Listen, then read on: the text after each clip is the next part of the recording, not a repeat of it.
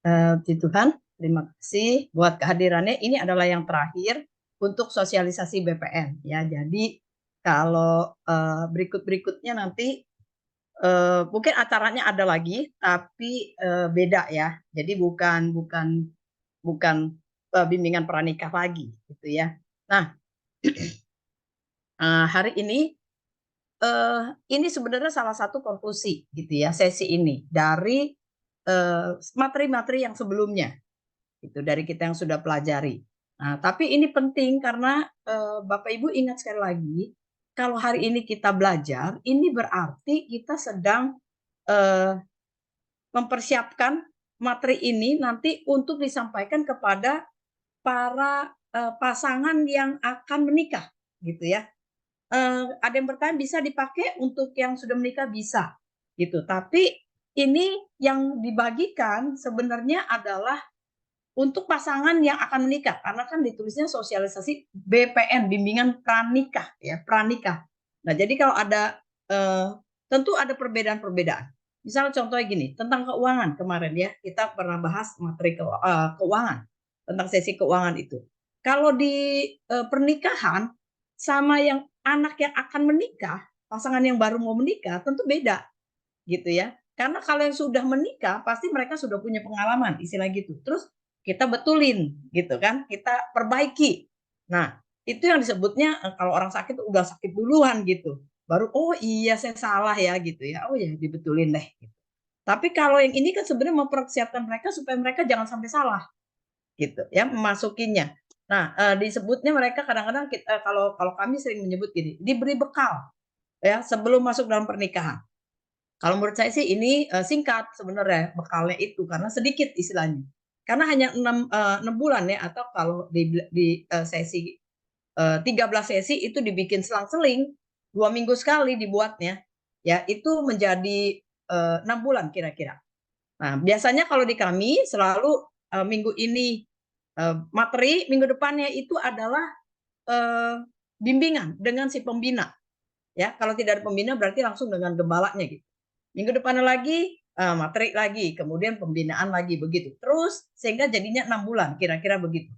Ada yang bilang itu terlalu lama, nggak juga. Mau pernikahannya seumur hidup loh ini, gitu. Jadi ini sangat sedikit sebenarnya, tapi paling tidak mereka belajar. Ya, nanti jadi kalau ada sesi-sesi berikutnya, entah itu tentang pernikahan atau pasutri atau ada materi-materi tentang keuangan dan sebagainya, mereka boleh diajak lagi untuk ikut. Karena biar bagaimanapun seperti kita aja udah ikut berkali-kali, tetap aja masih ada yang mendapatkan sesuatu yang baru gitu ya. Nah, hari ini saya ingin membahas tentang pernikahan yang kokoh. Kokoh itu artinya kuat ya. Semua setuju dengan saya ya, bahwa kalau ada sesuatu yang kuat itu pasti bagus gitu ya. Pernikahan itu harusnya pernikahan yang kuat gitu, yang kokoh. Nah, pernikahan ini adalah lembaga terkecil yang Tuhan ciptakan pertama kali bagi manusia. Ya, sejak manusia jatuh dalam dosa, tidak ada pernikahan yang sempurna. Karena kenapa? Karena anggota keluarganya juga tidak sempurna. Ya, tentu suami dan istri tidak sempurna sehingga pernikahan itu tidak ada lagi pernikahan yang sempurna. Jadi yang ada adalah pernikahan yang kuat. Kalau sempurna di dunia ini nggak ada. Kita cari dimanapun tidak ada pernikahan yang sempurna. Ya, tapi kalau dicari pernikahan yang kuat ada nggak? Ada.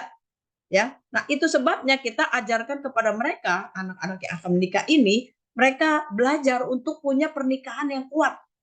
Nah, kalau sesuatu yang kuat itu berarti kita harus ada usaha di dalamnya. Ya, orang-orang yang di dalamnya ini harus berusaha untuk bisa membangun pernikahan ini supaya atau mempertahankan pernikahan ini supaya tetap kuat. Nah, eh, kalau saya klik berikutnya, kalau saya kasih gambar ini sebenarnya nggak usah ditanya, saudara pasti tahu ya. Rumah mana yang Anda inginkan? Pasti saya yakin nggak ada yang mau jawab rumah yang reot ini ya. Pasti maunya rumah yang besar tentunya begitu ya. Tapi ini sengaja saya buat gambar ini ekstrim begitu ya. Saudara mau rumah yang seperti apa? Rumah yang mana yang saudara inginkan? Karena pada saat kita ingin menginginkan sebuah rumah yang bagus, tentu kita harus ada usaha di situ untuk bagaimana kita membuat rumah itu. Nah, seumpama orang yang sedang membangun rumah, demikianlah kita melihat bahwa pasangan-pasangan atau kita sendiri yang sudah menikah, Ya ini bagus buat kita sendiri ya, yang Bapak Ibu yang sudah menikah. Coba kita cek. Seperti itulah pasangan suami istri membangun rumah tangganya. Jadi kalau orang mau membangun rumah, tentu dia harus mempersiapkan fondasinya. Nah, dalam pernikahan setelah kita belajar sekian sesi, fondasi dari rumah itu saya anggap ini seperti sebuah dasar yang kuat yang harus kita tanam di dalamnya. Tidak kelihatan, tapi pasti ada di bawah bangunan itu. Yaitu adalah kasih agape, ya. Bukan cuma kasih, tapi di sini sebutnya agape. Agape itu kasih yang tidak bersyarat. Kasih yang selalu berjalan dengan pengampunan. Kenapa ini penting? Karena kalau dikatakan agape itu berarti fokusnya kepada orang yang kita kasihi, bukan kepada diri kita, kepada orang yang kita kasihi. Dan kalau disebut agape itu selalu berjalan dengan pengampunan. Artinya apa? Saudara masuk dalam pernikahan, semua kita ya. Nanti saudara bisa ingatkan ini kepada pasangan akan menikah. Kalau kamu mau masuk dalam pernikahan, berarti kamu adalah orang yang berani. Berani apa? Berani terluka. Siap-siap saudara pasti terluka waktu masuk dalam pernikahan. Oh enggak, saya semua saling mengasihi. Iya, sekarang masih cinta-cinta, masih pacaran. Nanti masuk dalam pernikahan pasti akan terluka. Tidak ada yang tidak, pasti akan ada luka. Entah itu kecil ataupun besar. Makanya dibutuhkanlah agape. Agape itu selalu berjalan dengan pengampunan. Nah, agape ini juga disertai dengan covenant. Makanya kalau kita sudah masuk dalam pernikahan, ingatkan kepada mereka sekali lagi. Kalau kamu masuk dalam pernikahan, kamu nggak bisa keluar loh, nggak bisa mundur.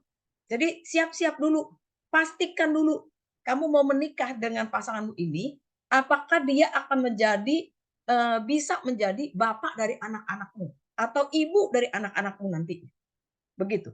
Atau kalau kita mau tanyakan kepada mereka, meyakinkan mereka, kamu yakin menikah dengan orang ini yang ada di sebelahmu ini seumur hidup? Ya, seumur hidup karena kita nggak tahu kapan kita dipanggil Tuhan kan. Waktu masuk dalam pernikahan, hamba Tuhan itu memberkati, di situ resmi saudara menjadi suami istri. Dan itu nggak bisa mundur.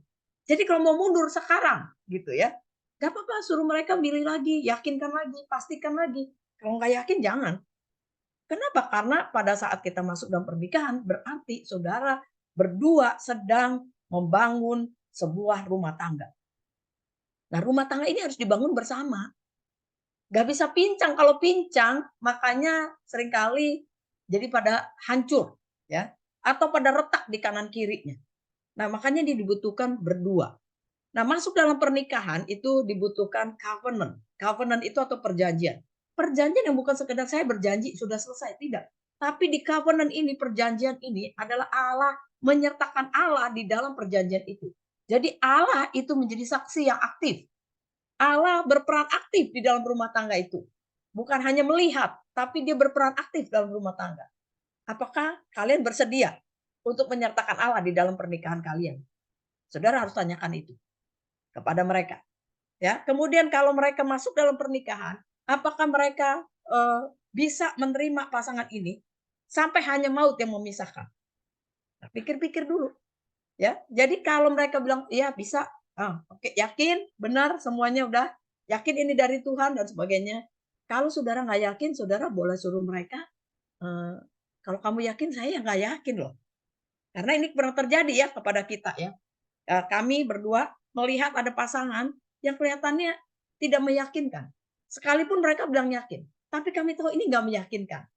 Kami suruh undur, ya. Coba kamu pikir lagi, tambah 3 bulan ke depan. Jangan buru-buru, ya. Bagusnya pernikahannya waktu itu tidak segera, udah 3 bulan lagi, enggak. Ya masih lumayan, agak agak jauh, masih 9 bulan. Oke, ya jadi mereka masih bisa mundur. Nggak yakin. Kenapa? Karena lihat dari sejak awal pacaran aja, mereka menjalin hubungan, banyak sekali konflik, banyak perbedaan-perbedaan, dan banyak hal yang mereka itu tidak bisa menyelesaikannya dengan baik. Ya, sehingga ada masalah keuangan dan sebagainya. Sehingga kita suruh mereka pikir ulang. Nah, kemudian di dalam pernikahan ini, suami istri perlu punya tujuan yang sama. Yaitu apa? Kayak kita udah belajar yang sebelumnya, tujuan pernikahan itu. Yang pertama adalah kita harus ada kesatuan, ada pertumbuhan, ada persatuan, ada pelipat gandaan. Jadi dalam pernikahan itu bukan mencari bahagia. Kalau kalian mencari bahagia itu salah, gitu ya. Di dalam membimbing mereka, bahagia itu ada di dalamnya. Di dalam pernikahan itu ada. Ya, istilah bonus lah kalau menurut saya ya. Dapat nanti. Pada saat apa? Pada saat keduanya bisa hidup bersama dengan damai. Pada saat berdua bisa bertumbuh bersama-sama. Pada saat berdua bisa bersatu. Menyatukan perbedaan-perbedaan. Pada saat berdua bisa sama-sama mengerti satu sama lain. Menyelesaikan konflik dengan baik. Nah, pasti ada kebahagiaan di situ. Nah, jadi mereka diingatkan kembali bahwa pernikahan itu tujuannya bukan bahagia, tapi tujuannya adalah pertumbuhan. Pertumbuhan di mana makin serupa seperti Kristus.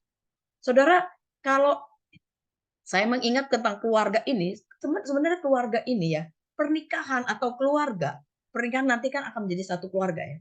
Itu tempat yang paling bagus untuk kita bisa bertumbuh, makin serupa seperti Kristus. Mengasahnya di situ paling tajam. Kenapa? Orang yang paling dekat, yang menyakiti, yang menolak kita, yang merendahkan kita, apakah kita bisa mengampuni, apa kita bisa menerima, apa kita masih bisa satu sama lain bisa lebih saling memahami, dan hubungan orang tua dengan anak itu juga menggambarkan simbol bagaimana kasih Allah ada di situ. Jadi banyak sekali simbol yang terdapat di dalam pernikahan-pernikahan. Makanya seringkali pernikahan itu diincar oleh iblis, ingin dihancurkan. Kenapa? Karena iblis tahu kalau itu hancur, udah gampang, simbol-simbol Allah itu hancur di situ. Gambaran-gambaran tentang kasih Kristus hancur. Gambaran tentang hubungan relasi yang harusnya vertikal dan horizontal hancur. Ya, banyak sekali yang hancur simbol-simbol Allah di situ. Makanya iblis selalu mencari pernikahan-pernikahan supaya mereka itu bisa hancur di situ. Nah, Saudara, makanya kita dengan ini kita harus menyadari bahwa masuk dalam pernikahan itu tidak mudah. Karena di dalam pernikahan bukan hanya fondasi yang dibangun, bukan hanya atapnya yang bagus, bukan hanya ada tujuannya, tapi pernikahan itu juga butuh tiang, ya. Kita sebutnya tiang. Next berikutnya. Nah, kita lihat di sini. Ya, ini udah tadi fondasi, ada atap rumahnya, ada tujuan pernikahan yang benar.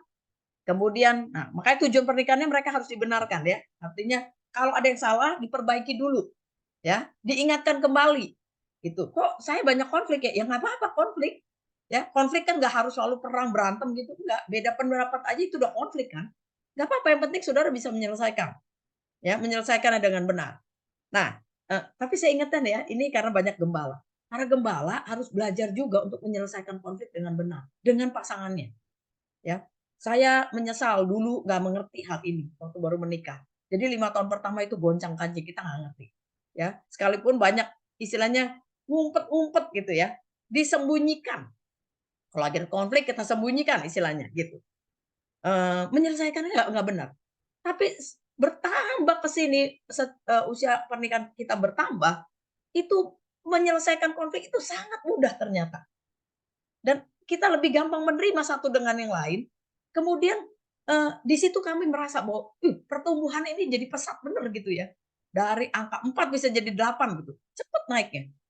Di mana kita bisa merasakan pertumbuhan pada saat kita berdua sama-sama pasangan, itu merasa bahwa saya lebih bisa sekarang menerima pasangan saya, menyelesaikan konflik dengan baik, tidak dengan marah-marah, ada komunikasi yang lebih enak, ya, lebih bisa saling satu sama lain lebih saling memahami, bisa lebih saling bertumbuh sama-sama bertumbuh dengan saling menghargai dan sebagainya. Nah, disitulah tercapai tujuan pernikahan. Tapi gini, pernikahan ini nggak berhenti kan sampai maut memisahkan. Jadi masih berjalan terus sampai sekarang. Ya, tapi menurut kami sudah mencapai ke tujuan-tujuan itu. Tujuan pernikahan yang adalah pertumbuhan. Artinya pernikahannya sudah bertumbuh. Nah, bagaimana mereka bisa melihat contoh teladan daripada para gembalanya? Ya, pemimpin rohaninya lah ya. Atau kalau mereka ada pembinanya. Ya, kalau kami training si pembina. mentoring juga mereka supaya mereka juga punya pernikahan yang benar sesuai firman. Jadi bisa jadi teladan buat anak-anak yang akan menikah nanti. Nah, kemudian kita lihat bahwa rumah yang kokoh itu selain fondasi, ada atap rumahnya, kemudian harus ada tiang-tiang. Nah, ini penting dalam hal ini. Ada 5 tiang yang harus dibangun bersama. Next, berikutnya. Yang pertama itu adalah komunikasi. Komunikasi ini bukan sekedar bicara. Ini pernah kita bahaskan sebelumnya ya. Ini saya hanya ingatkan kembali. Komunikasi ini bukan sekedar bicara bisa ngobrol, bukan. Tapi komunikasi ini harus berkualitas. Dan komunikasinya ini harus efektif. Kenapa saya sebut efektif? Artinya komunikasi ini bisa dimengerti oleh pasangan kita dengan benar. Orang yang berkomunikasi itu bukan sekedar bisa ngobrol, karena pernah suatu kali saya tanya gini kepada seorang istri. Kalau saya tanya, karena dia punya 2 anak yang sudah cukup dewasa waktu itu, yang SMP, SMA lah. Saya tanya, kalau tidak ada anakmu berdua, misalnya anak-anakmu sudah pada dewasa, menikah atau mereka pergi ke luar kota, ke luar negeri, misal sekolah, kamu bisa ngobrol nggak sama suamimu? Dia diam. Dia pikir, oke. Karena dia mikir, saya tahu jawabannya pasti tidak bisa. Ya, saya mundur sedikit. Saya bilang, gini deh, kalau ada anakmu di rumah, kamu ngobrolin apa sama suamimu? Nah, dia bilang, kalau ada anak-anak biasanya kita bisa ngobrol, kita mau pergi kemana? Mau pergi ke liburan ini, ya tanggal sekian, mau pergi kemana, naik apa, ya mau nyewa hotel di mana, misal gitu, apa dan sebagainya. Itu bisa. Atau ada hal-hal yang mau ada acara, ya, ada saudaranya mau menikah, misal. Nah, mau pakai baju apa? Kita beli baju yuk sama-sama, bisa. Masih cukup baik kok katanya komunikasinya, nggak apa-apa. Pertanyaan saya sekarang, kalau nggak ada anak-anakmu, kamu bisa ngobrol nggak berdua? Dia bingung lagi jawab. Ya susah juga sih katanya, gitu. Kenapa? Saya bilang, "Kenapa sulit?" Topiknya nggak ada katanya. Kalau ada anak ada ngobrol. Nah, ini bahaya sekali. Kenapa? Berarti saudara sudah mulai ada keretakan di dalam tiang yang satu ini. Kalau buat saya tiang, komunikasi ini penting. Beberapa kali saya sebutnya tiang utama gitu. Kenapa? Karena kalau komunikasi udah rusak, udah susah ngobrolnya. Ke sana kemari udah, rasanya udah nggak enak. Mau ngomongin apa? Nggak ada topik. Kemudian kalau ngomong itu bisa salah paham, ngomong sedikit bisa jadi pedes ngomongannya. Ini komunikasi ini sebenarnya inti dari kehidupan keluarga. Jadi artinya tiap anggota keluarga itu berinteraksi secara verbal dan non verbal. Tentu ada non verbal ya. Artinya, seperti kalau misalnya kita bilang, "Kamu marah ya?" Enggak marah."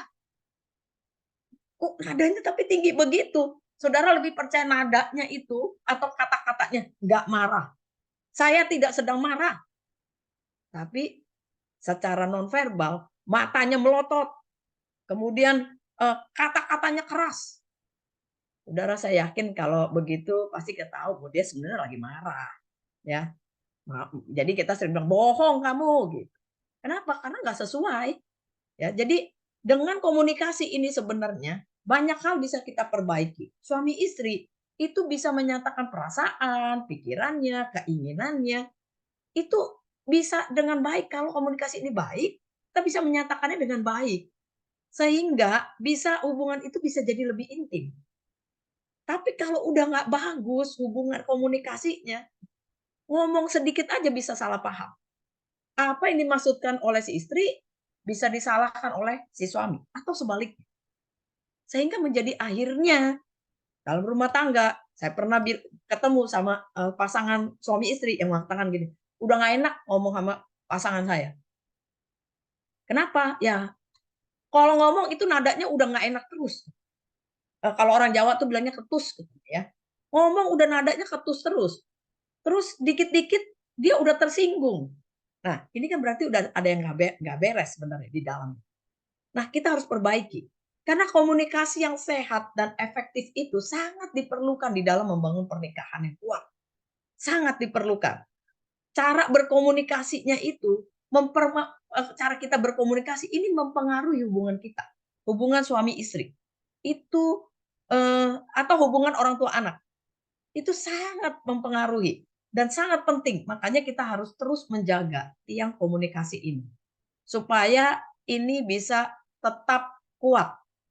Nah, kalau kita belajar untuk bisa menyelesaikan konflik dengan benar, maka kita bisa mengajarkan kepada anak-anak untuk yang akan menikah. Bagaimana cara menyelesaikannya dengan baik? Ya, dikomunikasikan, duduk bersama. Nah, saudara, kalau lagi menyelesaikan konflik gimana cara?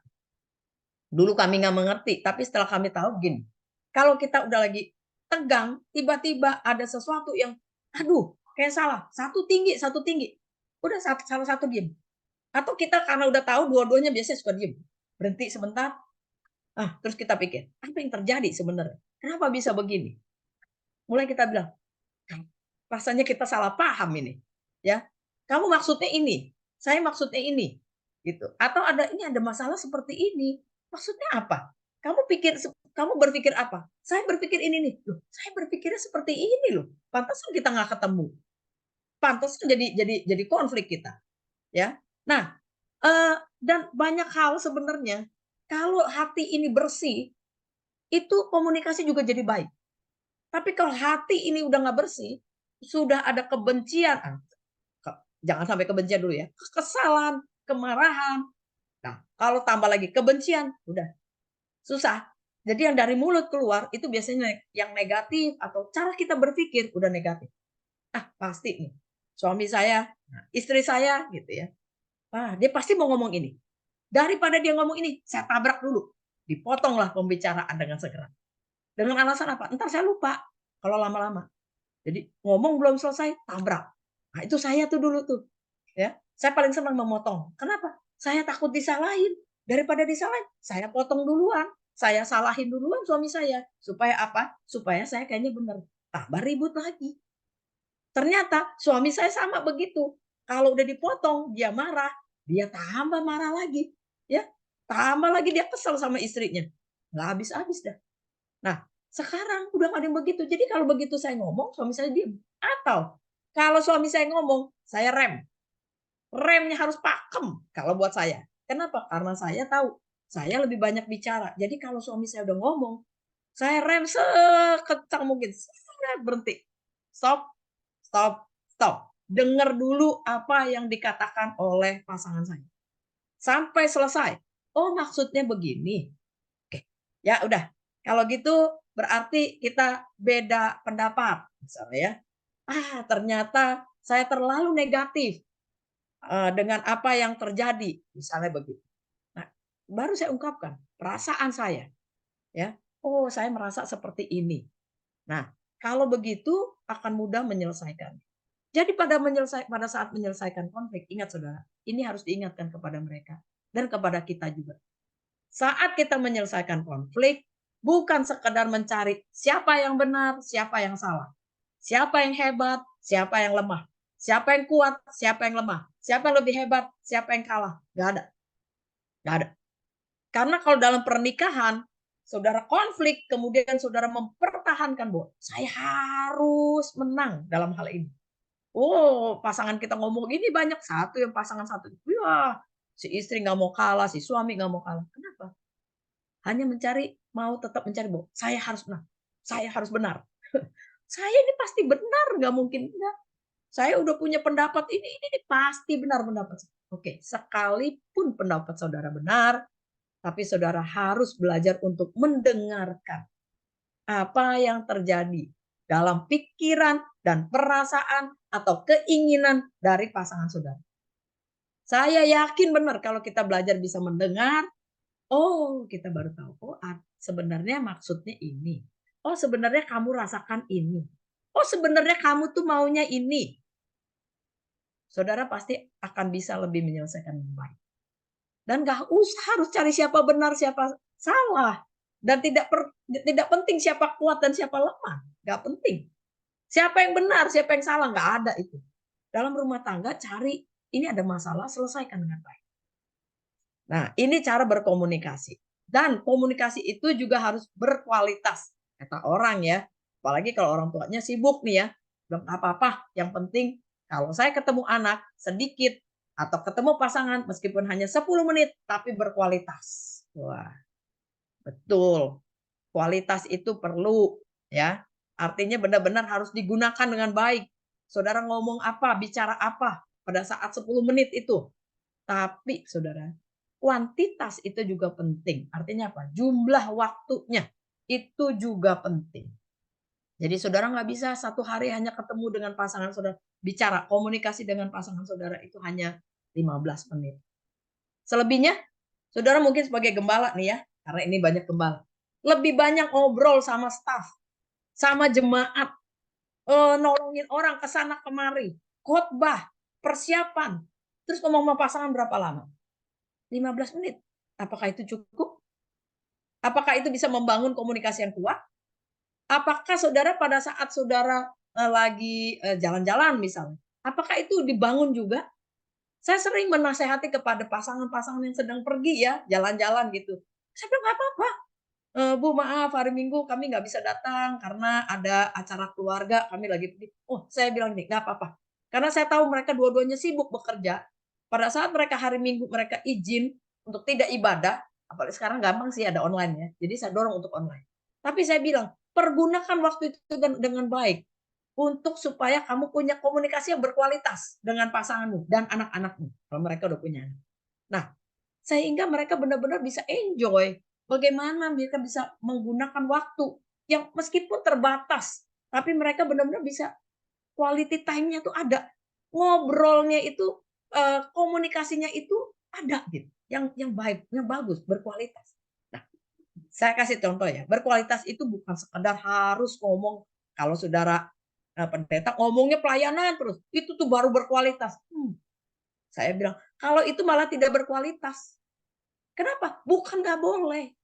Ada saatnya kita ngobrol, komunikasi dengan pasangan, itu bukan sekedar ngobrol soal pekerjaan terus. Nah, ini kalau anaknya mau menikah, ya mereka yang mau menikah mungkin mereka bekerja dua-duanya.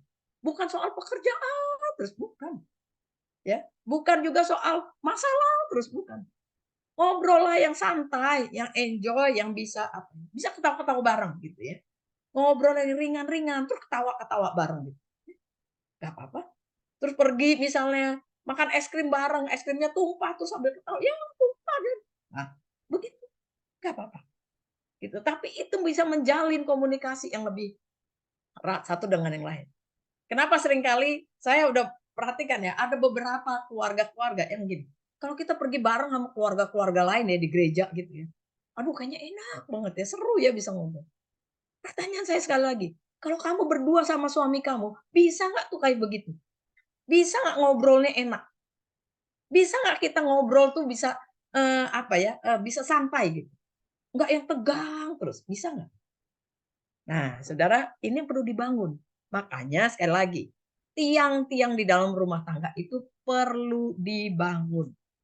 Komunikasi yang seimbang ini akan bagus sekali buat suami istri, sehingga mereka bisa sama-sama, membangun, tiang dalam rumah tangga. Jadi kokoh, kuat. Pertanyaannya sekarang, kalau komunikasi sudah tidak baik, ini kalau dalam pernikahan ya, lagi kalau misalnya komunikasi sudah tidak baik, atau misalnya gini, mereka masih jalin hubungan, belum masuk dalam pernikahan, tapi komunikasinya udah nggak baik nih, saudara itu harus hati-hati. Kalau belum menikah aja, mereka sudah punya komunikasi yang tidak baik, bagaimana nanti mereka masuk dalam pernikahan? Akan jadi tambah lebih sulit. Apalagi kalau mereka udah punya anak. Dengan alasan sibuk dengan anak. Waduh, tambah susah lagi. Jadi kalau mereka mau masuk dalam pernikahan, harus pastikan dulu. Nih, kalau komunikasi yang baik itu yang sejalan, sepadan ya. Nah, kata sepadan itu juga termasuk dalam komunikasi. Sepadan nggak? Sepadan di dalam pikiran, perasaan, keinginan itu sepadan nggak? Kalau ada orang yang punya kedudukan yang sangat tinggi, edukasi misalnya, edukasi mereka satu sekolah di S2 lah gitu ya. Yang satu ini cuma SMP ya. Sebenarnya nggak apa-apa, Kak, ada yang tanya, "Boleh nggak, Bu?" Boleh, tapi ini terlalu jauh perbedaan kalian itu, ya. Jadi antara pendidikan, formal kalian tuh jauh. Bisa nggak kalian bikin jembatan yang jauh ini? Karena jembatannya jadi makin panjang begitu. Kalau biasanya cuma segini, sekarang saudara harus buatnya panjang gitu. Bisa nggak menjembatani itu? Kalau masih dalam jalan hubungan saja, mereka dalam pranikah saja, mereka sudah tidak bisa masuk di dalam membuat jembatan itu, sulit sekali nanti masuk dalam pernikahan. Kenapa? Nanti pada saat masuk dalam pernikahan, si istri atau si suami, apalagi kalau posisi terbalik ya, istrinya pendidikannya jauh lebih tinggi. Nah, suaminya yang lebih rendah. Nah, ini biasanya lebih mudah untuk diinjak-injak. Sebaliknya bisa nggak? Bisa juga. Si istri diinjak-injak oleh suaminya, dalam tanda petik ya, diinjak-injak artinya direndahkan, diremehkan. Oh, bisa sangat mungkin. Ya, karena dianggap tidak mengerti. Nah, jadi kalau dalam hal ini kita perlu tahu, bisa nggak kamu berkomunikasi dengan baik dengan pasanganmu? Ya, untuk masuk dalam pernikahan butuh lebih banyak lagi usaha. Artinya keduanya harus sama-sama membangun tiang-tiang ini. Nah, tiang yang kedua sekarang. Tadi komunikasi. Kedua, berikutnya, ya, tiang yang kedua itu rasa hormat atau respect dalam bahasa Inggrisnya. Salah satu kebutuhan manusia itu yang terdalam itu adalah rasa dihargai atau dihormati. Saya yakin saudara semua sama ya. Kalau kita sebagai manusia kita pengen dihormati atau dihargai. Seringkali kita bilang gini sama jemaat atau sama orang, nggak usah deh, saya sih nggak kepengen dihormati, enggak, saya nggak kepengen dihargai, enggak. Tapi nggak bisa saudara, sebenarnya perasaan kita itu kebutuhan kita yang terdalam itu rasa dihormati dan dihargai, gitu. Jadi kalau kita direndahkan, biasanya kita pasti marah, gitu ya. Kenapa? Karena kebutuhan kita itu ditekan, diinjak istilahnya. Jadi biasanya kita marah. Apalagi kalau yang membuat tekanan itu yang buat masalah itu adalah pasangan kita. Nah, begitulah dalam pernikahan. Kalau suami istri ini tidak saling menghargai, maka tiang ini saya sebutnya tiangnya biasanya mulai dari retak ya, retak-retak dulu gitu. Kalau retaknya nggak ditambal buruan, nggak diperbaiki, itu lama-lama jadi hancur. Nah, saudara bisa bayangkan kalau ada tiang-tiang di dalam rumah tangga, kemudian tiangnya itu hancur. Satu tiang tuh hancur. Saya yakin rumahnya itu akan roboh. Gitu. Miring-miring. Kalau satu mungkin miring, belum roboh. Tapi kalau tiang-tiang semua hancur, roboh.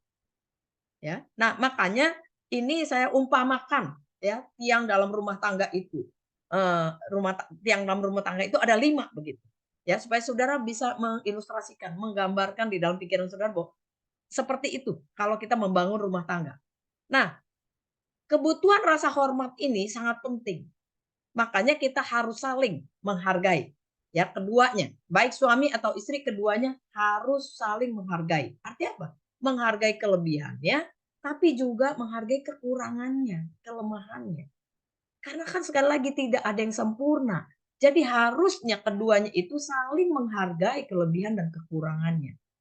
Dan kalau kita suami istri menikah nanti, saudara juga harus menghargai visi dan panggilan pribadi. Saya kasih contoh ya, mungkin ada yang masih bingung. Apa itu visi dan panggilan pribadi? Misalnya, seorang istri kalau sudah menikah, itu biasanya istri, saya bilang ya.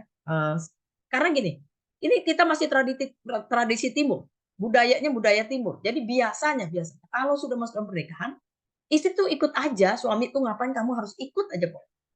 Nah, di satu sisi betul. Misalnya paling gampang hamba Tuhan ya. Kalau suaminya hamba Tuhan, istrinya harus ikut. Iya, ikut. Tapi sekali lagi, yang dapat panggilannya siapa? Suami kan? Istrinya tidak mendapat panggilan khusus loh dalam hal ini. Ada yang dapat khusus juga. Bagus. Tapi kalau tidak, terus bagaimana? Terus harus ikut semuanya. Harus ikut apapun yang suaminya kerjakan. Itu kata tunduk itu bagus, betul. Saudara harus ikut. Tetapi si istri sebenarnya punya visi pribadi. Nah, visi pribadi ini tidak boleh mati. Ya, jadi artinya visi pribadi misalnya, si istri ini dulu ya kepengen sekali jadi perawat misalnya gitu. Tapi nggak kesampaian nih. Akhirnya jadi ibu gembala misalnya. Atau jadi istri pengusaha lah kalau mereka yang nanti yang mau menikah ini suaminya pengusaha gitu ya. Wah, nggak kesampaian. Gimana ya? Nah, Nah, pada saat itu, ini kan beda sekali ya, satu pengusaha, satu perawat. Nah, mungkin nanti di perjalanan, setelah di dalam 1, 2 tahun dia punya anak, itu visinya masih ada di dalam diri dia. Saya kepengen sekali. Bisa saja, bukan dia harus jadi perawat full time, karena dia udah punya ilmu ya, misalnya ya udah sekolah kan, bisa aja nanti suatu waktu dia anak sudah besar, dia masih kepengen, apa ya, pekerja sosial lah istilahnya, jadi pekerja sosial. Yang mungkin juga atau selama anaknya udah sekolah, dia bisa atur waktu dan diizinkan oleh suami. Nah, ini penting. Sehingga istrinya bisa mengaktualisasi diri, dia bisa merasa bahwa, "Ah, ternyata saya bisa loh," ya. Mungkin dia hanya menjaga orang tua, lansia, misalnya yang hanya 3 jam, misal gitu, atau pelayanan di gereja yang berhubungan dengan, merawat orang sakit misalnya. Oh, itu bisa loh cuma 3, 4 jam, masih bisa anak saya sekolah, saya bisa bisa kerja ini. Wah, itu bagus banget. Jadi si istri juga merasa bahwa nggak mati fisiknya dia, fisik secara pribadinya, ya. Sekalipun dia tidak menolak, panggilan dari suaminya, dia harus tetap mengikuti. Itu betul, begitu ya. Jadi menghormati, suami harus belajar untuk menghormati dan istri juga harus belajar untuk menghormati, pasangannya. Nah, kalau dua-duanya saling menghormati, maka itu tangki emosi di dalam dirinya itu penuh. Artinya gini, kalau penuh berarti dia merasa kayak sukacita, senang gitu, merasa sangat dikasihi. Nah, dengan sendirinya yang keluar dari mulutnya pasti positif, bagus. Itu makanya saya bilang, komunikasi tergantung dari ini juga. Artinya saling berhubungan, satu dengan yang lain, ya. Nah, hal yang perlu diperhatikan dalam menghormati pasangan itu adalah, tidak memerintah, tidak menggunakan, kata-kata yang kasar. Gini misalnya, ini kalau paling paling gampang, nah saudara udah menikah pasti udah tahu. Kalau mau minta sesuatu, minta tolong, "Pak, boleh nggak bawain saya ini? Bu, boleh nggak saya ambilkan ini?" Misalnya. Jangan kalau sudah masuk dalam pernikahan, tinggal, "Ambilin air." Wah, kata-kata itu tuh sebenarnya, dia merasa gini, "Emangnya saya pembantu? Ambil aja sendiri, emang nggak punya kaki?" Nah, jadi begitu kan. Jadi kasar kan gitu. Ngomongnya jadi judes gitu. Kenapa? Karena dia merasa dihina, direndahkan, dan tidak dihormati. Ya, coba kalau saudara ngomong dengan kata baik. Karena ini keluhan-keluhan dari pasangan-pasangan seringkali, suami merasa tidak dihormati oleh istri. Tapi sebaliknya istri juga merasa seringkali tidak dihormati. Kalau mau ambil keputusan, suami seringkali tidak mengikut sertakan istrinya. Sehingga istri merasa, "Aduh, ini saya bagian hidup kamu, saya istri kamu, tapi saya nggak tahu." Wah, saya merasa direndahkan sekali, saya merasa tidak dihormati. Hal sepele loh saudara, ya, tapi kalau sampai ada terjadi, ini terjadi dalam hidup kita, saya dan suami saya dulu. Setelah saya mengerti, saya belajar untuk berkomunikasi dengan baik. Nah itu sekali lagi, kalau ada masalah bisa dikomunikasikan. Saya merasa tidak dihormati, saya bilang sama suami saya, "Kalau kamu lakukan seperti ini, saya merasa saya tidak dihormati. Saya merasa tidak dihargai. Kalau saya pasangan kamu, saya bagian dari hidup kamu. Tolong diinfo aja, dikasih tahu saya." Dengan saya dikasih tahu, saya merasa saya dihargai. Dengan begitu suami saya, "Oh iya, maaf ya, saya lupa kasih tahu kamu." Nah, seringkali kita kalau udah masuk dalam pernikahan, udah makin banyak konflik. Nah, ini entah suami atau istri, kebanyakan ngomong keluar kanan kiri, terus kita lupa sama pasangan sendiri bahkan belum ngomong. "Oh, saya belum bilang sama kamu, kalau saya hari Rabu ini mau pergi." "Kamu ngomong sama siapa? Masa kamu tinggal 2 hari mau pergi kamu nggak kasih tahu saya?" Nah, marahlah si pasangannya, ya kan. Padahal itu momen penting misalnya, dia mau pergi, ada acara apa begitu ya, ini pasangannya nggak tahu gitu. Nah, itu dalam hal seperti itu bukan cuma lupanya loh saudara, yang dia kesel, ya pasangannya itu kesel, tapi apa? Tapi dia merasa tidak dihormati. Nah, kalau kita mengerti, saya udah berapa kali mengalami seperti itu, saya mengerti bahwa, oh ini sebenarnya saya sedang merasa tidak dihargai, tidak dihormati. Saya bilang, saya merasa tidak dihargai. Dengan begitu dengan mudah suami saya juga bilang, "Oh iya, saya minta maaf." Oke, saya maafin. Udah, yang penting udah tahu kan, begitu. Begitupun sebaliknya, kalau ada sesuatu suami saya bilang, "Tadi kamu ngomong begitu saya luka loh, ya. Perasaan saya ini nggak enak," gitu. "Kenapa?" "Karena kamu ngomongnya terlalu ketus." "Oh, oke. Oh, maaf ya." Saya bilang, "Saya tidak bermaksud itu." Nah, bisa aja begitu. Tapi kalau saya memang lagi ketus saat itu, saya akan bilang, "Iya, karena saya lagi kesel sama kamu." Nah, jadi menyelesaikan konflik jadinya. "Kenapa kesel kenapa?" Nah, kasih tahu. Kemarin kejadiannya loh, nggak selesai dengan segera. Kemarin itu begini-begini." Ah, baru diselesaikan. Nah, saudara, jadi hati-hati karena ini saling berhubungan satu dengan yang lain. Kalau kita mau belajar untuk menghormati pasangan, jangan memaki, jangan mencela, jangan menghina. Saudara, kata-kata itu sangat powerful, banyak kuasanya. Kita udah tahu itu. Kalau saudara kata-kata itu yang gak enak keluarnya, menghina, merendahkan, waduh, memaki, dengan sendirinya suami atau istri pasti marah. Dan yang selanjutnya, kalau saudara mau menggunakan kata-kata yang baik, saudara juga bisa menghormati satu dengan yang lain. Belajarlah untuk tidak memotong pembicaraan. Nah, ini juga, saudara sering nggak terluka kalau kita lagi ngomong tiba-tiba dipotong sama pasangan kita, sama anak kita, kalau sama anak gampang, diam, papa lagi ngomong gitu ya. Kalau sama istri disuruh diam, istrinya yang gantian bilang, papa yang diam, wah rame ya, seru. Nah, kenapa? Karena dua-duanya nggak mau. Nah, salah satu lagi, kalau saudara mau belajar untuk menghormati, tidak merendahkan pasangan di depan anak, di depan orang lain, kerabat, keluarga besarnya, temannya, ya. Atau saudara pakai kata-kata sindiran. Nah, ini sering terjadi ini. Kata-kata sindiran atau gurau, ya kata apa ya, bercandaan. Tapi nadanya itu merendahkan. Nah, ini saya pernah pernah pernah lihat sendiri ya di depan mata saya. Orang tuanya ini begini-gini sama anaknya. Ya, ini masih saudara sama saya sepupu ya. Dia begini-gini sama anak. Ini anak ya gitu. Emang dasar malas bangun aja siang di depan saya dan mami saya waktu itu. Aduh, saya kasihan sekali. Ini karena yang digini-giniin itu adik sepupu saya gitu. Jadi saya pikir kasihan benar ini anak. Pasti dia malu. Sekalipun dia waktu itu masih SMP. Saya langsung apa ya? Saya counter istilahnya gitu. Iya, kamu kenapa bangunnya siang-siang gitu ya. Ah, udah saya tarik lah, ajak ngobrol di samping gitu ya. Tapi anakku bilang gini, "Ah, papi juga bangunnya siang-siang," katanya. "Mana pernah bangun pagi?" Dalam hati saya, ya sudah, akhirnya jadi konflik kan begitu. Nah, saudara, atau sindiran yang paling nggak enak ini suami atau istri. Istri, nah itu tadi saya kasih contoh ya. Kalau suaminya pendidikan lebih tinggi, salah satu lah ya, terus mulai nyindir, ini lagi ketemu ngobrol, kalau ketemu kan berarti beda, grupnya ya. Grup yang laki-laki, grup yang pria, si suami atau grup yang istri kan beda. Kalau dalam hal ini, kemudian si istri ngobrolnya itu kan nggak nyambung. Misalnya suaminya ini dokter, ini cuma SMP ya si istrinya. Dia dengerin apa ya, dia nggak ngerti semua gitu ya. Si suaminya misalnya langsung ledekin, "Iya ini mah, eee, terlalu lemot." Nah kan sekarang pakainya lemot. "Lemot, loading-nya kelamaan, nggak nyambung dia. Agak-agak on sedikit deh," katanya. Saudara jangan jangan salah loh, kalau begitu pasangannya pasti pasti terluka. Bercanda dia sambil ketawa-ketawa, "Hahaha," gitu-gitu. Oh, teman-teman pada ketawa, tapi jangan jangan, hanya sampai di situ, saudara harus lihat perasaan. Nah, apakah ini pernah terjadi dalam dalam diri kita?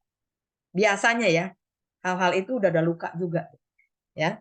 Sudah marah istilahnya, sudah menyimpan kemarahan, sudah banyak hal yang, kekecewaan, atau kebencian yang bertumpuk, atau ada banyak harapan-harapan yang tidak tercapai, disimpan terus di situ. Sehingga hatinya itu sebenarnya sudah banyak luka. Jadi waktu dia ngomong, gampang sekali dia merendahkan pasangannya, atau orang lain, atau anak-anak, ya. Nah, makanya saudara kita harus jaga dengan kata-kata kita. Jangan merendahkan di depan pasangan, apalagi di depan anak. Aduh, saudara kalau di depan anak, nanti anaknya juga tidak bisa menghormati papanya atau mamanya. Kenapa? Dia lihat, "Oh, papa aja merendahkan mama." Jadi dia tidak bisa menghormati mamanya. Kenapa? Loh, papa juga nggak menghormati mama kan? Mama mah bukan orang yang perlu dihormati. Nah, bahaya lagi, saudara memberi teladan yang tidak baik. Jadi itu harus ditanamkan kepada anak-anak yang akan menikah, bahwa harus saling menghargai dan menghormati pasangannya.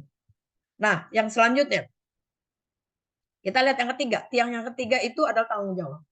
Nah, tanggung jawab ini juga sering salah mengerti.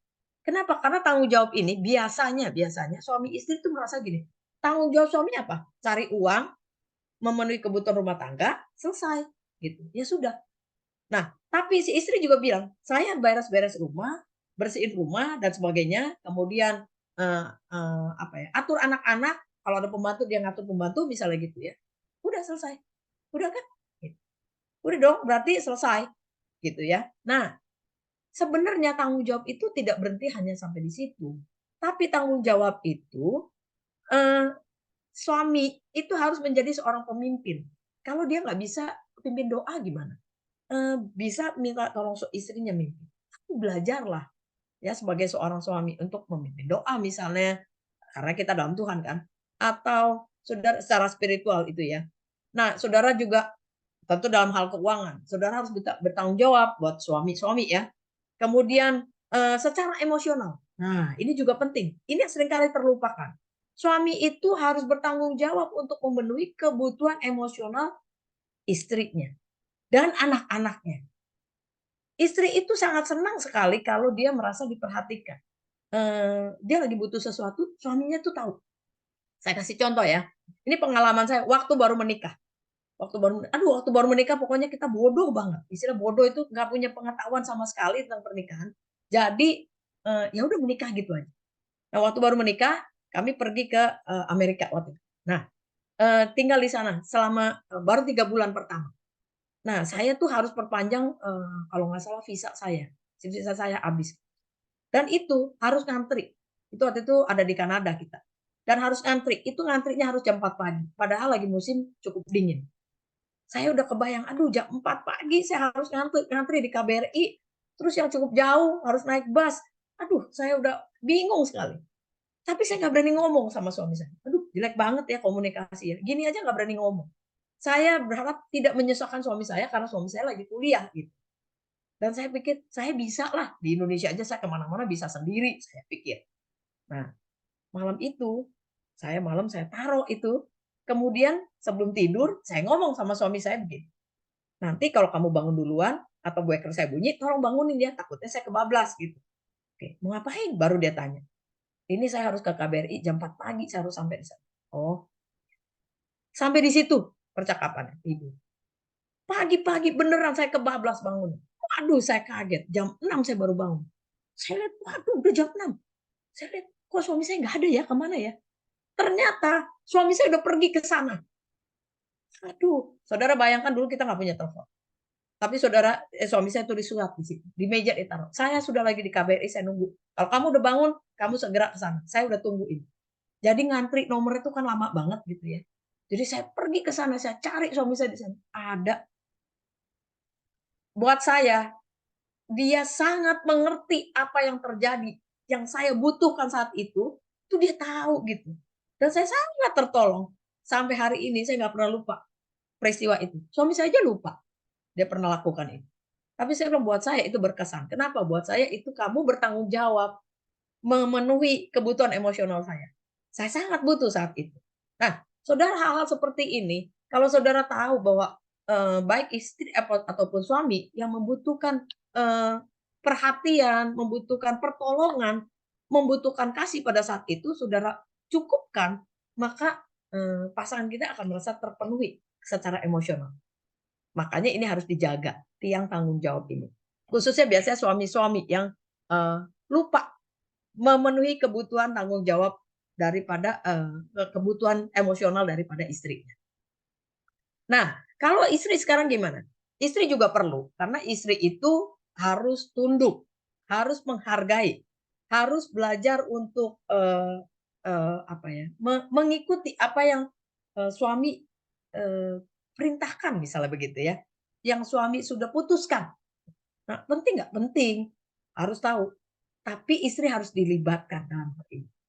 Nah, kemudian istri pun tunduk itu bukan berarti tunduk semena-mena. Udah pokoknya suami ngomong apa ikut aja semua. Bukan. Masih ada andil si suami tadi ya, istri harus bisa memberikan pendapat, tapi dalam hal ini si istri juga harus belajar untuk menghormati apa yang sudah menjadi keputusan suami. Jadi kalau suami udah kasih keputusan ini ya sudah. Kan sudah dibicarakan, terus suami udah memutuskan A, ya udah A. Sekalipun dia kepengen B, ya udah belajar untuk tunduk. Wah, ini harus A, dia harus ikuti. Nah, kita harus belajar sama-sama. Makanya nggak bisa satu orang saja. Perlu dua-duanya. Ya, fungsi dan peran suami istri ini nggak boleh terbalik. Kalau sampai terbalik, nanti dampaknya kepada anak-anak itu akan bahaya. Kenapa? Karena anak-anak nggak punya teladan. Mereka melihat, oh, papanya atau mamanya tidak bertanggung jawab dalam hal ini. Mereka ambil tanggung jawab satu dengan yang lain, yang harusnya teladannya adalah yang harusnya tanggung jawab ini adalah tanggung jawab suami atau bapak, diambil oleh ibu. Atau sebaliknya, ini tanggung jawabnya tanggung jawab ibu, tapi diambil oleh bapak. Ini tidak memberikan teladan yang baik kepada anak. Oke, yang selanjutnya, tiang yang keempat, yaitu tiang kepercayaan. Aduh, ini penting banget. Saudara pasti setuju dengan saya. Pernikahan itu tidak akan bisa berjalan tanpa ada kepercayaan. Ada yang bilang bisa? Iya bisa, tapi sebenarnya itu tiang udah roboh. Kalau udah roboh, udah susah. Nggak bakal bisa berjalan dengan baik. Rumah itu semegah apapun hancur. Mulainya dengan sesuatu yang baik, tapi ternyata di tengah-tengah perjalanan pernikahan itu, kepercayaan itu hancur. Waduh, itu udah susah. Bisa nggak diperbaiki? Bisa. Asalkan keduanya mau membangun ulang. Ini penting. Jadi, nah tadi saya bilang kalau orang udah mau menikah, berarti mereka itu berani. Termasuk kita yang sudah menikah. Berarti kita menjadi orang yang berani masuk dalam pernikahan. Berani pada suatu saat itu pasti akan terluka. Dibohongin, dikecewakan, ya, dimaki-maki, gitu, direndahkan oleh suaminya atau istrinya, itu pasti bisa terjadi. Nah, tetapi pada saat tiang kepercayaan ini mulai retak, saudara segera perbaiki. Kalau tidak diperbaiki, maka bisa hancur. Kepercayaan atau trust ini berhubungan dengan integritas. Kalau yang mau gampang ini integritas itu di mulut sama di hati itu sama gitu, ya. Bahasa gampangnya lah gitu, sehari-hari. Apa sih artinya? Di mulut sama di hati itu sama. Jadi dia jujur, dia bisa menjadi orang yang bisa dipercaya, sekalipun nggak ada pasangannya. Saya percaya banget nih sama suami saya, atau suami bisa bilang, "Saya percaya sekali sama istri saya." Jadi tanpa harus ada kita di depannya, kita yakin bahwa pasangan kita ini adalah orang yang bisa dipercaya. Orang yang jujur, orang yang berani terbuka. Terbuka itu, dia bisa menyatakan tadi perasaannya, pikirannya. Dan kalau dia ngomong, itu bukan sekedar untuk mencari sensasi atau, wah, sekedar untuk menutupi kesalahannya. Nah, itu kan berarti pura-pura. Sekedar untuk memanipulasi. Nah, itu kan berarti nggak jujur, ya kan? Nah, kalau kita trust, ada kepercayaan satu dengan yang lain, pasti kita, bisa lebih, yakin, percaya bahwa apa yang pasangan kita katakan, kerjakan, lakukan, pikirkan, itu yang terbaik buat pasangannya. Jadi misalnya suami percaya kepada istri, dia yakin kalau istrinya lakukan ini terbaik buat suaminya. Begitupun sebaliknya. Nah, saya baru tadi siang ya, dan ini sering sebenarnya terjadi. Tapi tadi siang ada hal yang, kita lakukan. Saya paling senang kalau pergi berdua sama suami saya naik mobil bareng, itu saya suka. Karena bahasa kasih saya kebersamaan. Selain itu, buat saya itu momen bagus buat kita komunikasi. Jadi kita mulailah komunikasi, ngobrol dari mulai ini itu, sampai akhirnya saya bilang gini, "Saya pernah loh ditegur sama ibu gembala yang lebih senior dari saya, bukan dari gereja kita ya, gitu. Ketemu ibu senior, terus dia bilang begini sama saya, 'Jangan suka koreksi suami.'" Oke, saya diem. "Oh, jadi nggak boleh ya?" Dalam hati saya, "Kenapa ya?" Terus karena ada suami saya bilang gini, "Emang saya nggak boleh ya koreksi kamu ya?" "Oh boleh," kata dia ya. Nah terus saya bilang, "Kalau menurut saya, lebih baik saya yang mengoreksi daripada orang lain mengoreksi. Kalau menurut saya itu salah, saya akan bilang sama suami saya, 'Menurut saya tadi ya, kamu, waktu khotbah mestinya jangan ngomong yang ini deh, ini bisa menyakitkan hati orang loh,' gitu. Karena kan kamu ngomong tuh di depan, di mimbar itu, kamu ngomong di berapa ya, 100, 200 orang di depan sana gitu. Kan kita nggak tahu gitu, pakai kata-kata yang lebih baik." Oh, suami saya berterima kasih loh. Karena mungkin dia nggak sengaja ngomong itu, gitu ya. Atau tanpa sadar dia bisa ngomong keceplosan misalnya gitu. Buat dia nggak apa-apa. Nah, kenapa dia yakin kalau istrinya ngomong itu adalah untuk kebaikannya. Nah, saya pikir, berarti dia trust sama saya. Ya, dia berarti percaya sama saya gitu. Nah, ini perlu dibangun kembali lagi. Kalau ini sudah hancur, segera perbaiki. Saya katakan, jangan sampai hancur. Kalau sudah mulai retak, diperbaiki. Jadi kita harus ajak pasangan ini supaya mereka yang akan menikah, belajarlah untuk membangun tiang kepercayaan. Supaya ini kedua-duanya ini saling percaya itu, bahwa apa yang dilakukan dari pasanganmu itu adalah untuk membela, melindungi, menguatkan, men-support kamu, memotivasi kamu saat dibutuhkan. Itu akan menjadi tiang kepercayaan itu akan menjadi lebih kuat. Bisa nggak tiang ini retak? Oh, sangat bisa. Makanya saudara, ini yang menyebabkan retak. Biasanya ya, mistrust ya, jadi kebalikannya. Ketidakpercayaan itu biasanya terjadi karena ada pernah melakukan hubungan suami istri sebelum menikah. Sebelum menikah. Mereka berdua, entah itu suami istri yang sekarang ini mereka menikah misalnya ya, pernah melakukan hubungan suami istri sebelum menikah dan tidak diselesaikan. Artinya tidak ada pertobatan. Lakukan itu terus. Mungkin pendetanya dibohongin, bisa juga, ya. Tapi sudah melakukan hal yang salah, yang bukan salah, dosa. Nah, masuk dalam pernikahan. Kalau tidak dibereskan, maka satu sama lain bisa saling tidak percaya. Curigaannya tinggi gitu, istilahnya gitu. Entah suaminya atau istrinya, curigaan tinggi. Atau suaminya, ini wanitanya atau prianya sebelum menikah itu pernah melakukan hubungan seks dengan orang lain, mantannya misalnya gitu, yang juga tidak diselesaikan. Ini pernah kejadian, ya. Jadi kalau istrinya pernah melakukan hubungan seks dengan orang lain dari mantannya, menikah. Menikah waktu masuk saya nggak ngerti tadinya, kenapa nih si istrinya curiga terus sama suami. Ternyata si istrinya justru yang pernah berhubungan di luar nikah itu sebelumnya. Tapi dia curigain suaminya ini bahwa suaminya itu pasti dikit-dikit kalau ketemu perempuan, pasti kamu udah jatuh cinta sama perempuan itu. Ah, jangan-jangan malah kamu udah tidur bareng sama dia. Saya tanya para bapak-bapak, kalau setiap hari, ini sering loh, bukan cuma 1-2 hari ya, tapi terus-terusan dicurigain terus. Apalagi suaminya pengusaha, yang pasti bisa ada sekretaris atau pegawainya yang lain yang juga wanita. Dicurigain terus. Wah, pasti kamu udah pacaran sama dia. Kamu udah hubungan sama dia. Kamu udah kasih barang apa sama dia? Oh, semua dicurigain. Sampai akhirnya cerai kan. Terus kita bisa buat apa? Coba saudara. Ini terjadi. Jadi saudara, ya sekalipun mereka belum cerai resmi ya, tapi mereka udah berpisah. Itu kalau tiang kepercayaannya tidak ada. Satu lagi, bisa hancur nggak tiang ini? Bisa. Pada saat suami atau istri pernah melukai pasangannya dengan ketidakjujuran. Kalau salah satu udah sih tidak jujur, baik itu dalam hal keuangan, baik itu dalam hal perselingkuhan atau yang lainnya, sudah tidak bisa dipercaya satu dengan yang lain, maka ini tiang kepercayaan ini mudah sekali roboh. Nah, makanya kalau sudah pernah terjadi, di dalam Tuhan tidak ada yang mustahil, semua bisa diperbaiki. Jadi ajak mereka sebelum terjadi yang lebih parah, ayo perbaiki. Tiang kepercayaan ini sangat penting dalam pernikahan.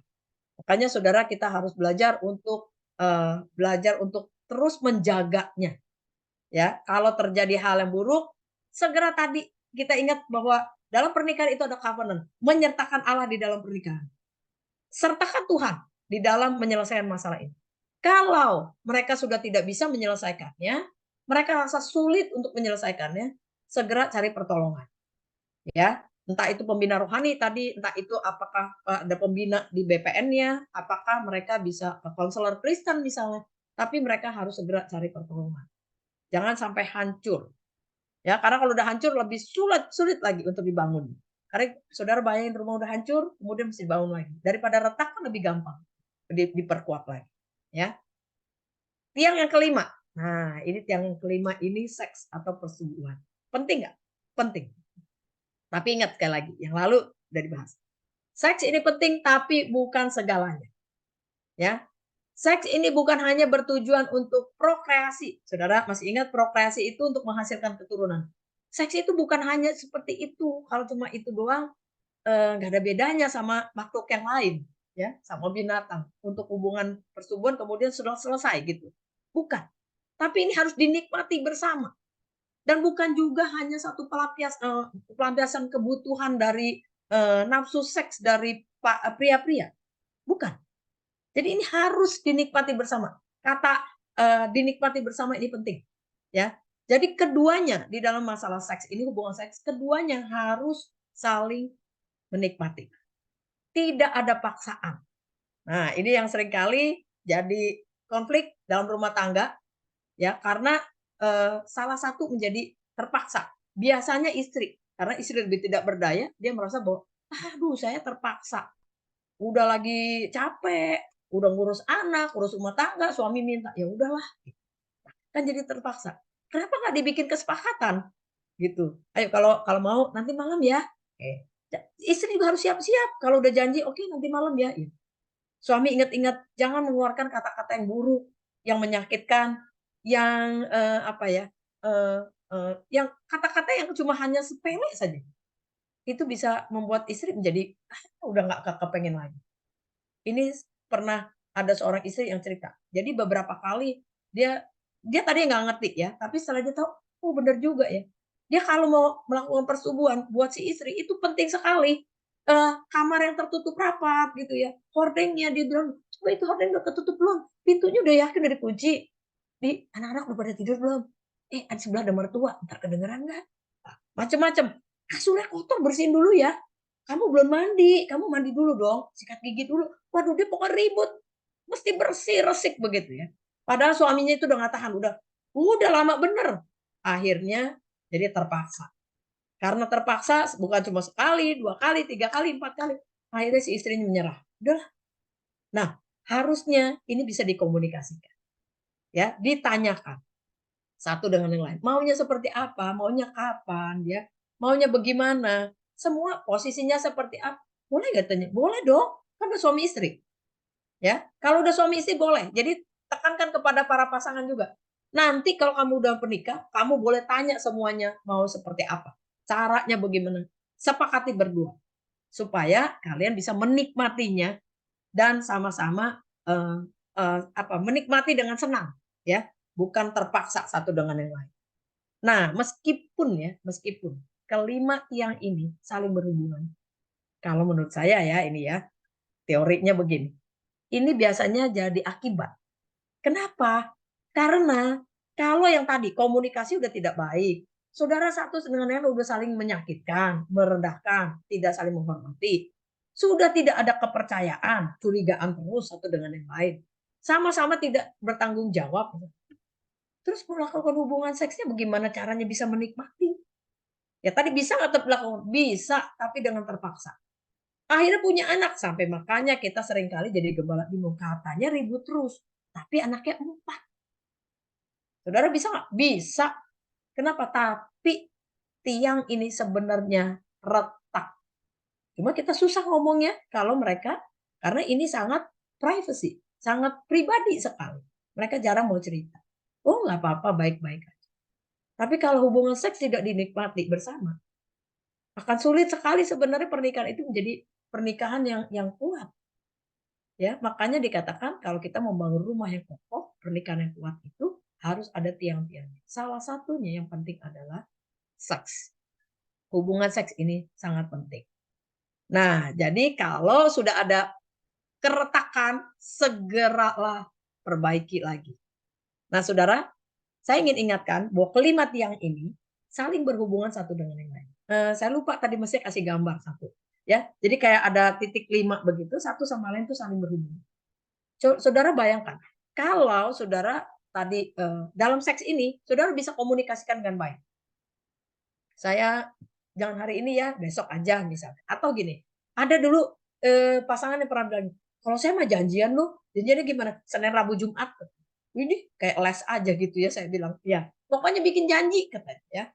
Atau kalau enggak, "Lah, kalau lagi match gimana istrinya?" Kan nggak bisa. Ya pokoknya janji, kalau udah selesai, kamu harus kasih tahu ya. Jadi kita malam itu kita lakukan. Oke. Nah, bikin janji. Jadi dinikmati bersama. Oh, kalau hari itu sibuk, suami dia bilang, "Jangan urusin anak-anak dulu, ya ini baju segala macam bertumpuk, biarkan dia."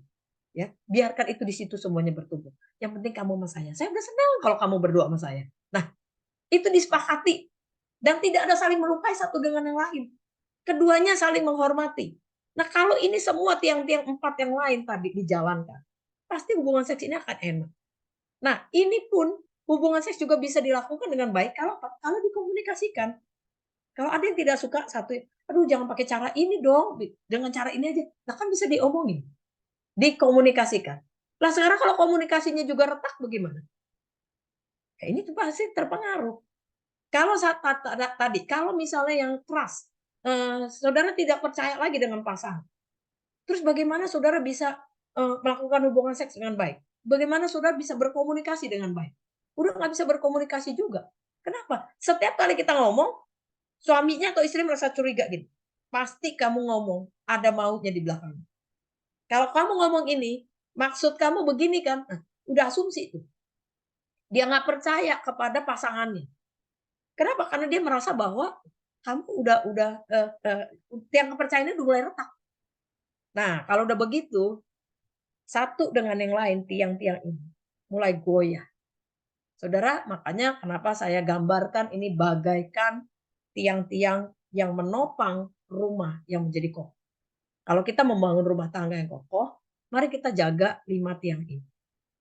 Supaya kita bisa melihat bahwa rumah kita itu, rumah tangga kita itu terus kuat. Bahkan kita bisa melihat bahwa ini bisa menjadi berkat buat orang lain ya. Bisa menjadi berkat buat pasangan yang lain, buat anak-anak kita nantinya. Nah, saudara, yang terakhir saya perlu ingatkan, next, kalau kita ajarkan kepada mereka, ingatkan kepada mereka, pernikahan itu wedding atau marriage. Kalau bahasa Indonesia sama nih soalnya, ya pernikahan.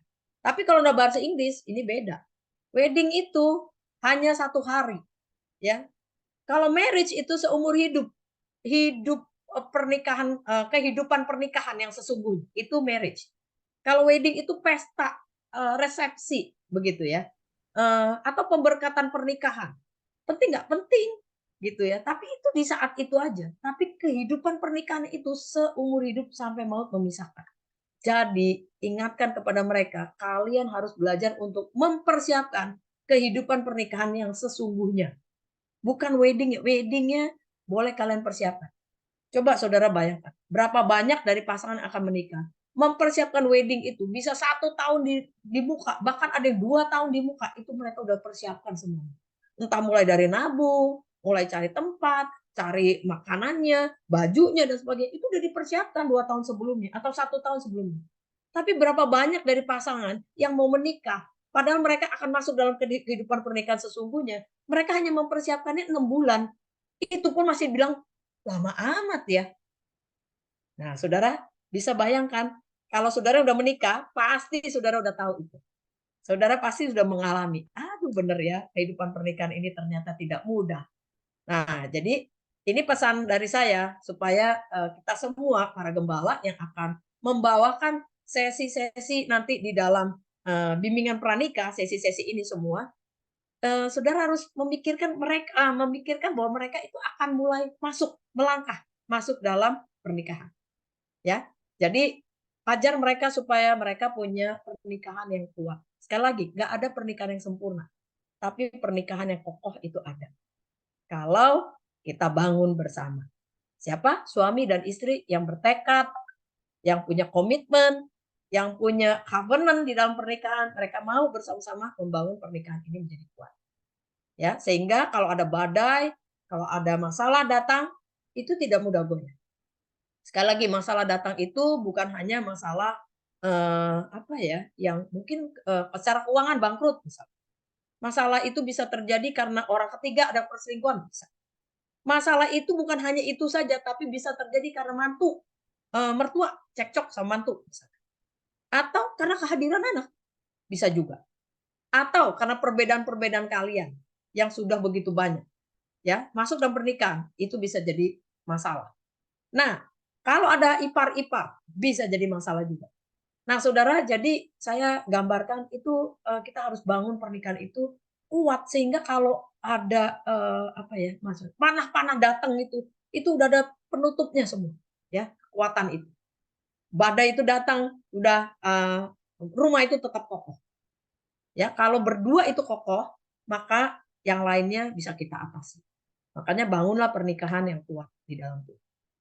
Oke, terima kasih. Tuhan berkati. Sampai di situ. Silakan, Bu Siska. Ya, terima kasih Bu Susi. Apakah Bapak Ibu ada yang ingin bertanya? Kalau tidak ada, mungkin saya minta Siapa Pak Ali? Doa penutup ya. Oke, makasih, kita doa ya. Terima kasih Tuhan. Kami bisa belajar sama-sama dan menyelesaikan pelajaran PPN ini untuk mempersiapkan kami sebagai gembala-gembala bagaimana membina jemaat yang akan masuk dalam pernikahan, mereka memahami dan membangun atas dasar yang benar, sehingga mereka dapat membangun satu pernikahan yang kokoh, yang kuat. Tuhan tolong kami supaya kami sendiri sebagai gembala, sebagai orang tua, kami juga menjadi contoh buat anak-anak kami dan jemaat yang kami layani. Kami tahu kami tidak mampu tanpa Tuhan, tapi lewat apa yang kami pelajari, kami diperlengkapi, kami diingatkan bahwa pernikahan itu adalah suatu pertumbuhan dan adalah suatu komitmen, covenant, di mana kami melibatkan Tuhan di dalamnya sehingga ada trilogi. Tuhan ada bersama-sama kami di dalam pernikahan kami dan juga di dalam jemaat Tuhan yang akan menikah. Sehingga mereka tahu ada Tuhan yang menopang mereka pada waktu mereka berserah, pada waktu mereka mau belajar, dan mereka mau bertumbuh, mau berubah. Firman dan rohmu sudah diberikan, pelajaran yang sudah diberikan akan memperlengkapi mereka Tuhan. Terima kasih buat Ibu Susi yang sudah bagikan hidupnya, Ibu Siska juga di Departemen Keluarga. Terima kasih buat teman-teman juga yang sudah bisa hadir bersama-sama untuk ikutin ini. Tuhan terima kasih. Kami bersyukur buat semuanya. Kami akan berpisah kembali kepada tugas kami, itu kami akan istirahat. Tuhan berikan kami semua kesehatan sehingga kami terus bisa bergerak maju bersama Tuhan untuk menggenapi visi Tuhan. Bagi hidup kami, keluarga kami, gereja, sinode kami, dan juga bagi bangsa kami. Terpuji namamu, demi nama Yesus Kristus kami berdoa. Amin.